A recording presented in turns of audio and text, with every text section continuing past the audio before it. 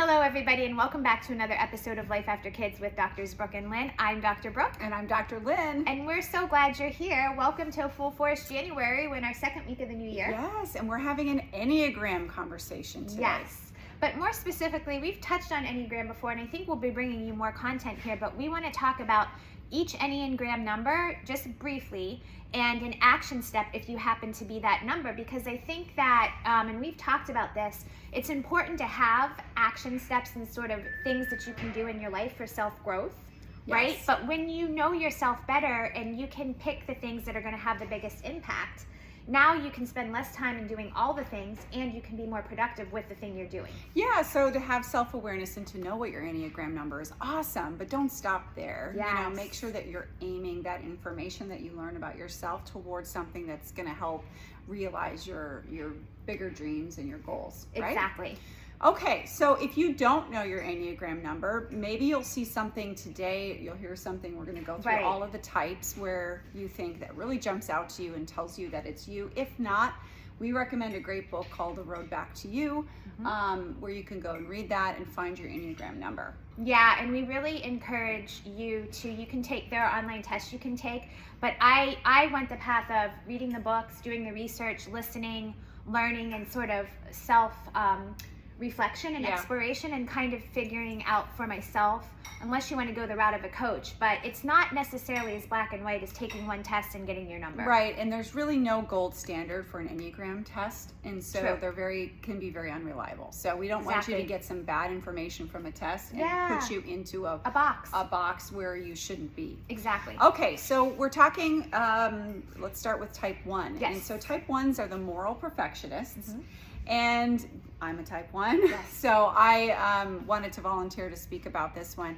With type 1s rather, we are always just looking to do the right thing. So our core message is that we will be good and okay if we get it just right.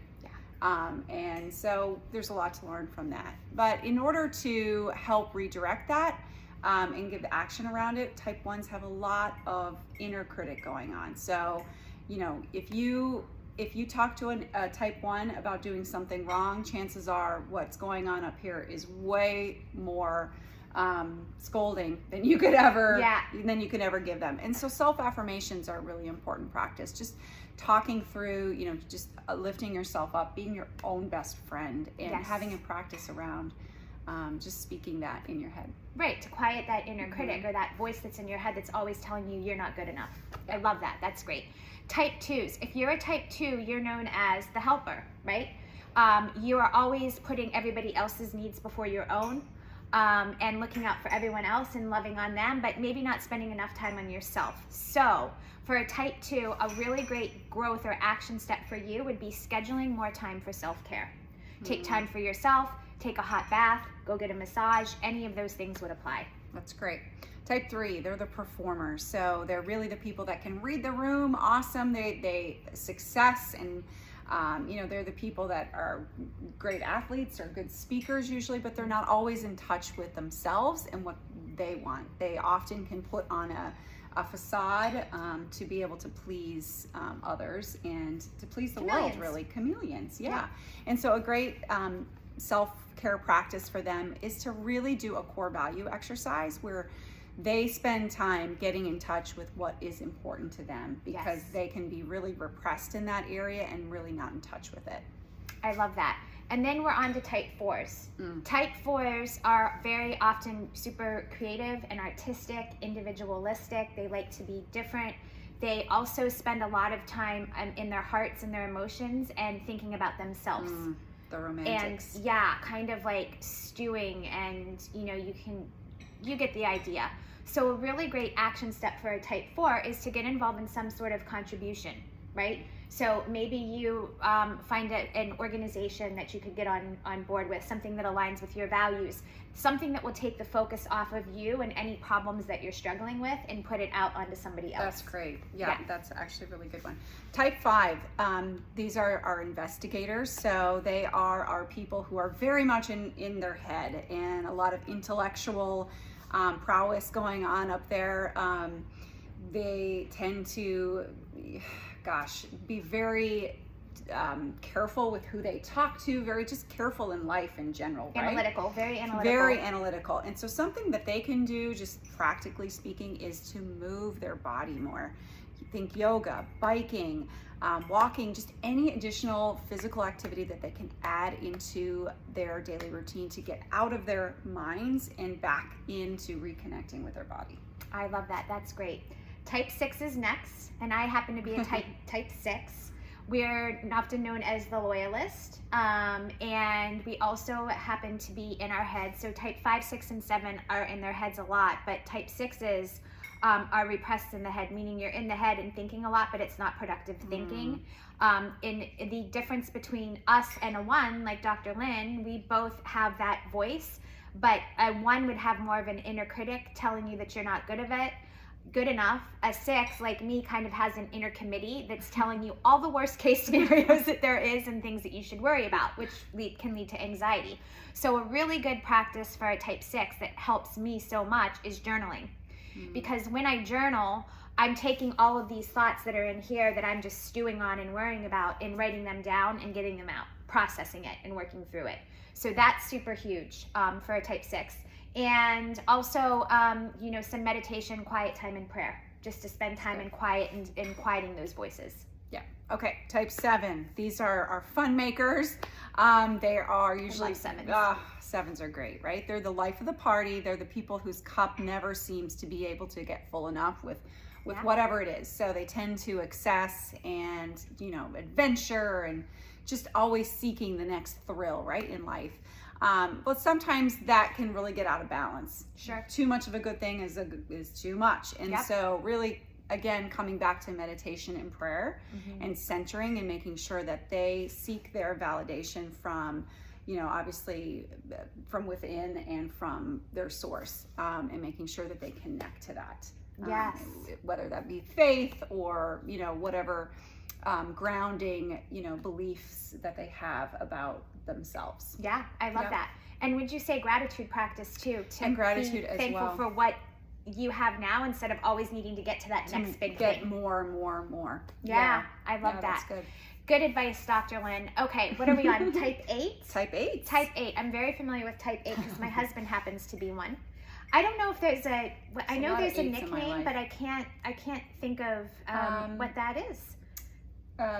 So they're the challengers. The challenger, yeah. yes. 7s are the optimistic enthusiasts, and the Thank 8s you. are the challengers. Type 8s are challengers. They're gonna Protective they're gonna push through. They're not I admire my husband because he's not he knows what he knows. He's very intuitive. He goes with his gut. He doesn't question himself.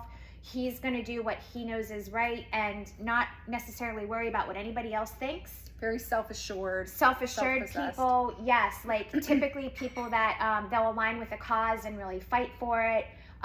You usually see type 8s really going forward in life and doing they're the ones big that things. were not afraid to speak up. Yes. And leading often.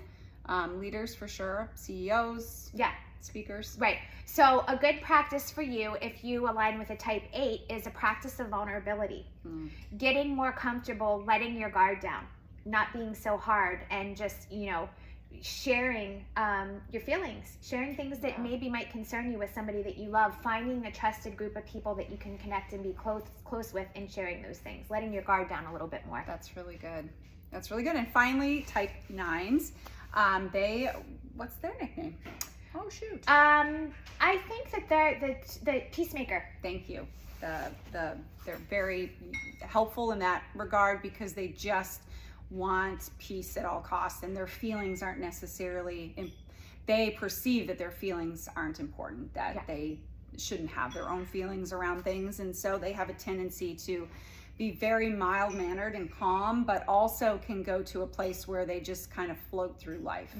And so something very applicable if you are a type 9 is for you to adopt a morning routine, something that brings a little bit of structure, that brings that intention to your day, and helps you achieve some things instead of just kind of floating through and having life happen to you. Yes. Yeah, because did you add anything? Yeah, no, I think just with a type 9, as I talked about a 6 where you're in your head, and you're thinking a lot, but it's repressed, so you're not necessarily thinking in a productive way.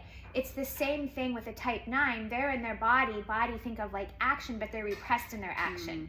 So you might be the person that has a list of things or things that you want to do, but you often start with the thing that isn't the most productive, or you don't know where to start, or it's all jumbled. So adopting a morning routine practice, like you said, that gives you like the a structure, checklist will to get go you through going and without keep you from thinking. maybe just kind of taking the day slow and just easing into things, Yeah. which is the tendency, that sloth-like tendency, right? Yeah, yeah.